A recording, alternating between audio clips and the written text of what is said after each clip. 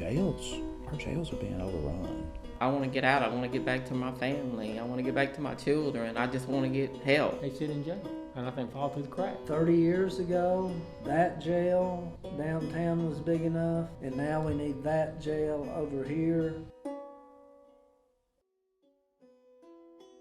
I moved to Athens from Knoxville in 1989 and taught 7th and 8th grade English and reading at Athens Junior High for 15, 16 years.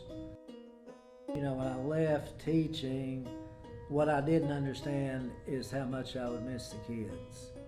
And when I left, it was just like a gigantic hole in my life. I didn't know how to replace it. And the alcoholism just got worse and worse. I was arrested 3 times for driving under the influence. The bail bonding system, if you have the money, then you can get out real quickly. But if you can't pay a bond, then you're stuck in jail. I had money at that time, so it wasn't hard for me, but it really opened my eyes about how incarceration works. It is set up to keep the rich rich and to keep the poor poor. There are all kinds of rules. They reinforce those cycles.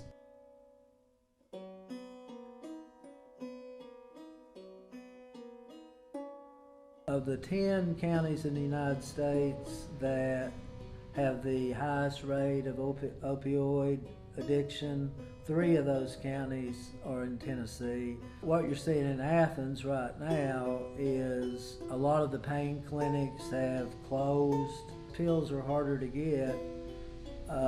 They cost more.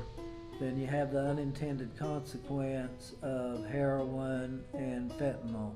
You know, people get out of jail, they're addicts.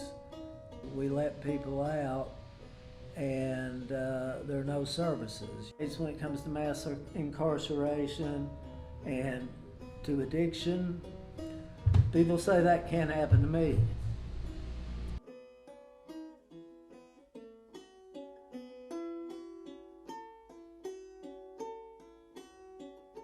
Athens has a very high rate of poverty. It's not a poor town, but you got a lot of poor people in it. Per capita, the homeless rate here is just as much as it is in Chattanooga or Knoxville. What has started happening is if you open up the paper and look at the list of people arrested, you're going to see a lot of criminal trespassing. But really all it means is that you are banned from that establishment and you return to it. People are incarcerated for criminal trespassing. Obviously homeless people, they don't have the money, so they're stuck. Society has basically criminalized addiction. It's criminalized poverty to some degree. It's criminalized mental illness.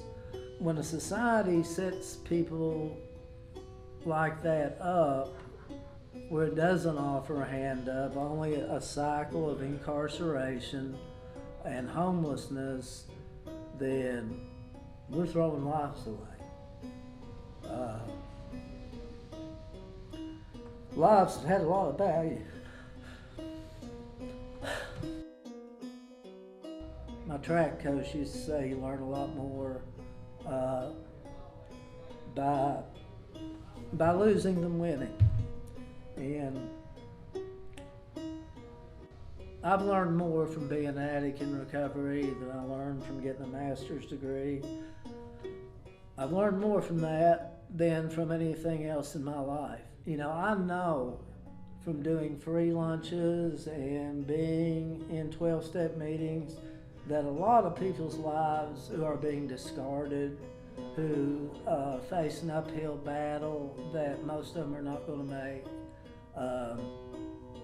they have enormous value.